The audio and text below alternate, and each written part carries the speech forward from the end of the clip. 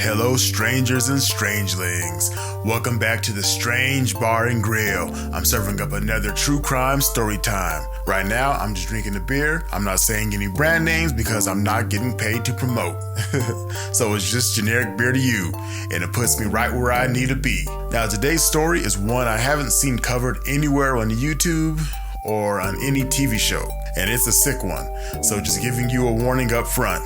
So pull up a chair if you like strange true crime and storytelling, then this is the place to be. Here with me, JP. So kick back, grab a drink or a snack. Always remember to tip that like button. It helps with the channel. And join that SBG family by subscribing and hitting that notification bell to make sure you're getting notified when I release a weekly video.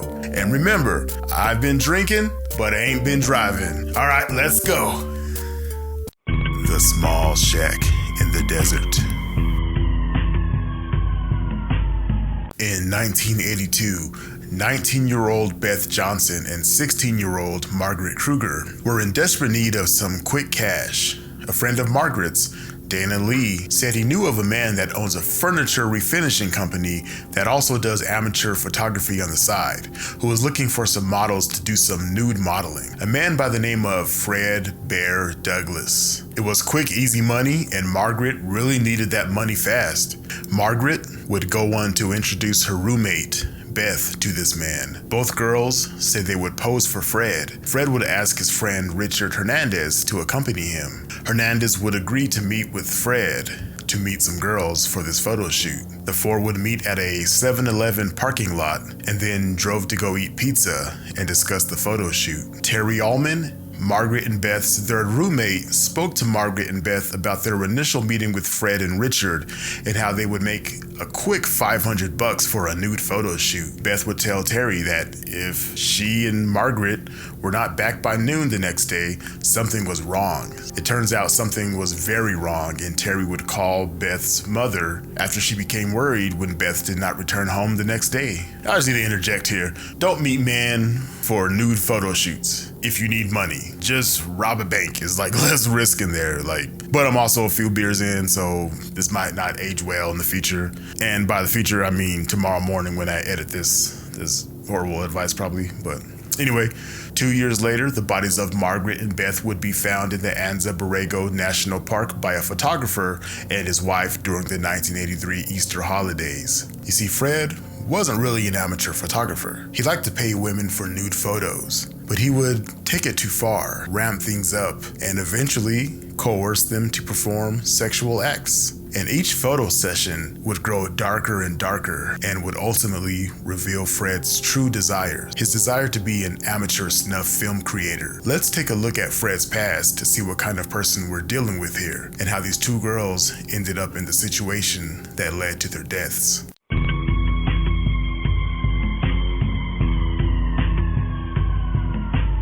In 1976, Julie McGettrick worked for Fred at a cocktail lounge called the Villa d'Italia in Orange County. Fred would approach her with the proposition that she should join him in convincing young girls to pose for photographs and then killing and dismembering the unsuspecting victims. Fred told her he wanted the girls to be cut up and bleeding, but still conscious, and that her role in the act would just be simply to appear in the photographs Fred planned on taking once he tortured the girls. The next day, she would end up posing nude for Fred out of fear because she knew he carried a gun, and Fred flashed his gun and she would do anything he wanted. A few days later, Julie approached Vicky Pendleton, another employee at the Villa d'Italia, and asked if she would be interested in posing for Fred. Vicky, Julie, and Fred agreed to drive to the desert for a photography session. But when Vicky and Fred arrived at Julie's motel, she refused to answer the door because she knew Fred was evil and she didn't want to pose for him again. Vicky and Fred drove to Fred's small shack in the desert in Yucca Valley. There, Fred got Vicky from behind with the rag laced with ether, and she passed out. And when Vicky regained consciousness, Fred was standing about 2 feet in front of her with a pistol in his hand. Vicky then asked Fred why he was doing this to her. Fred put the gun to her head and said, "You better urinate on me or I'm going to kill you." Sorry, that sounds wild as shit. Okay, I need to quit. That sounds wild as hell. All right, let me go back. Vicky then asked Fred why he was doing this to her, and Fred put the gun to her head and said, "You better urinate on me or I'm going to kill you." Vicky was so nervous that she couldn't urinate. Fred then forced Vicky to perform oral on him. Vicky convinced Fred that she would help him in his plan to torture women and send photos of the activity to Canada, where they allegedly would be bought. Afterwards, Fred gave Vicky $50 and let her go after she told him she was sick from the ether and she would contact him in a day or two. Vicky never saw Fred again. Vicky was gone. Hell, I would have skipped town so damn quick. I would never have crossed paths with Fred again. I would have moved out the damn city, out the state, hell, out the country. In July of 1977, Fred picked up Pamela Sue Williams when she was hitchhiking in Santa Ana. They would talk for several hours, and during their conversation, Fred told Pamela that he wanted to make snuff movies, using Pamela to find young girls, preferably aged 13 to 14 years old, but he would settle on a 25-year-old. Fred wanted Pamela to torture the girls while he took the pictures. He promised Pamela that she would be paid $1,000 for her effort. Pamela, having a 13-year-old daughter of her own, eventually told the police about her conversation with Fred. Pamela agreed to cooperate with the police in investigating Fred and agreed to wear a tape recording device and introduce 2 police women to Fred as potential victims.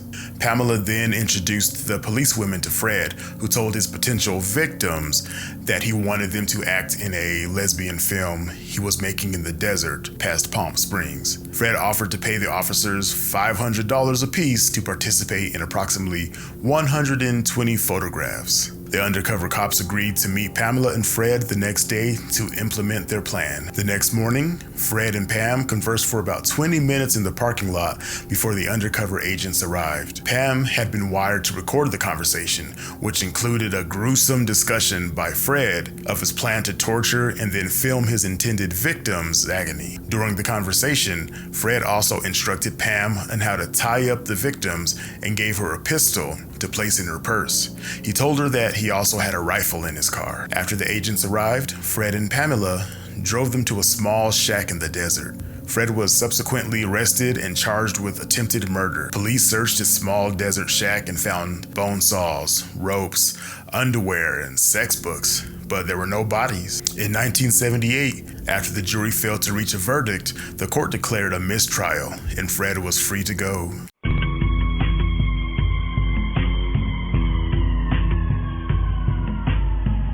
In 1981, Richard Hernandez began working for Fred at his furniture refinishing shop. He was paid in food, beer, lodging, and the occasional spending money. He lived in Fred's boat that was parked behind the shop. After Hernandez had been working for Fred for almost 8 months, Fred asked him to have a co-worker drive Hernandez to his house in Costa Mesa. When Hernandez arrived, he saw an unconscious woman, naked, lying on a sofa in the living room. Fred told Hernandez that he had drugged the woman. He then instructed Hernandez to take off his clothes so he could take pictures of Hernandez with the woman. Hernandez removed his clothing and he posed with the woman. Fred told Hernandez to insert a baton inside the woman's vagina, but it wouldn't fit. Instead, Hernandez put butter on the object and inserted it inside of her rectum. Fred then told Hernandez to place his penis in the woman's mouth so that he could take a picture. When the woman awoke 3 days later, Fred and Hernandez let her go. That stuff knocks you out for 3 days, Jesus. In 1982,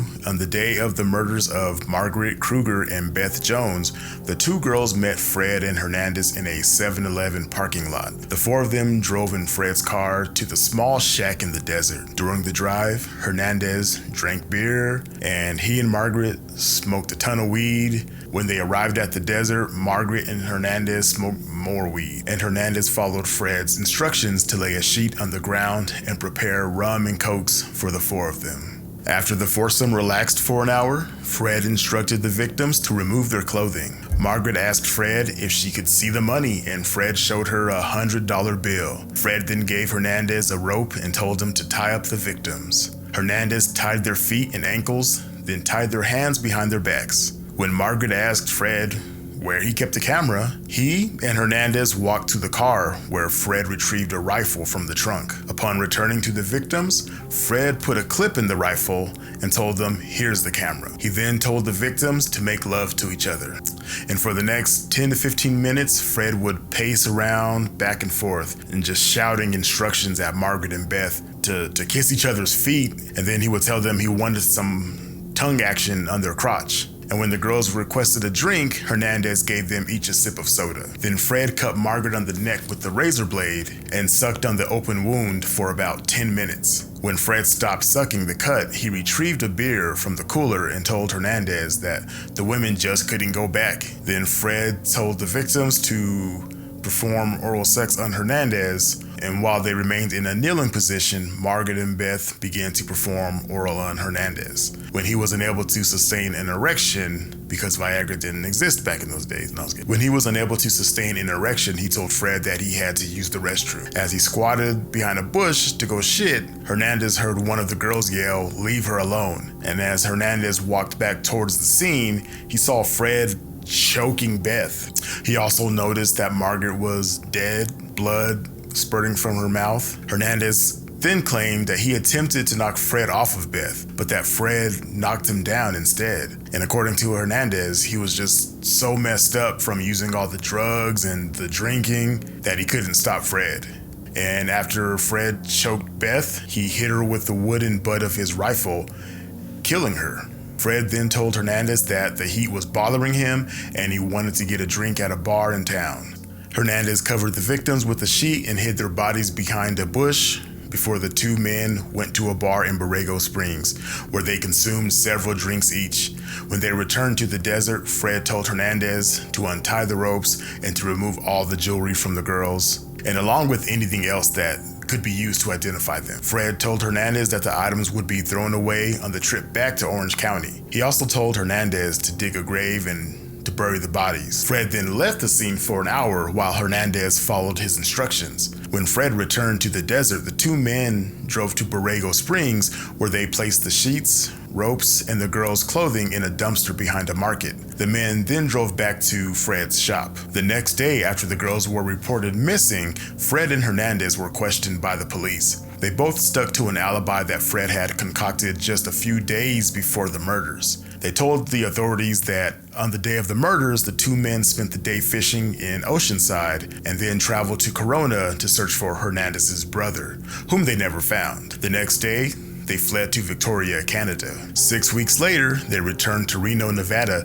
to buy a car so that they could swap the license plates with those on Fred's car. 2 days later, they visited the murder site to check on the grave. Toward the end of 1982, Fred and Hernandez returned to Canada. Hernandez was questioned multiple times by Canadian authorities in regards to the murders, even granting him full immunity and Canadian citizenship if he testified. Hernandez declined. Then in 1983, Beth and Margaret's bones were found by a photographer and his wife in Anza Borrego National Park during the Easter weekend. Once the burial site was excavated, police collected human teeth, hair, barrettes, and bones. A forensic odontologist examined the skulls found at the site, and 2 weeks later, the skeletal remains were matched with the girls' dental charts and x-rays. After Fred and Hernandez discovered that the gravesite had been disturbed and that warrants had been issued for their arrest, they traveled to Laredo, Mexico. Fred left Laredo after spending 3 weeks hiding from the authorities. Hernandez stayed in the city for approximately 10 months before he was taken into custody by Mexican authorities, who had been told by American police detectives that Hernandez was wanted in the United States. Apparently, Hernandez had confessed to the murders to the Mexican authorities after they beat him, because Mexico does not play. They will beat your ass and you don't get no sympathy, you ain't getting a documentary, ain't nobody marching for you, you just getting your ass whooped. Hernandez was then turned over to U.S. authorities. Fred was eventually arrested in North Las Vegas, Nevada in February of 1984. Shortly after his arrest, he signed a waiver of extradition and was returned to California. Both Fred and Hernandez were charged with murder and conspiracy to commit prostitution. Hernandez was granted immunity for his testimony, and in April of 1985, Fred Bear Douglas was sentenced to death by gas chamber. But the story doesn't end there, because in 2003, Fred's death sentence was overturned by an appeals court. His attorney was able to convince the court that Fred did not receive competent representation during his trial. Fred's attorney from the murder trial failed to investigate and tell the jury about his abusive childhood, his mental health issues, and his actions as a Marine in helping save 2 sailors from drowning. Yeah, he helped 2 sailors, but he also assaulted and murdered 2 girls. Yeah, he's a real stand-up guy. Basically, he's a load of barnacles. This guy was a sicko, and they let him free. He was 74 at the time, so he is likely deceased by now, but he could have been your neighbor. Makes you think, right? Who's living next door to you? It was also believed that Fred tortured, killed, and dismembered at least 15 other women in his small desert shack with the help of a woman named Diane, but the bodies were never found.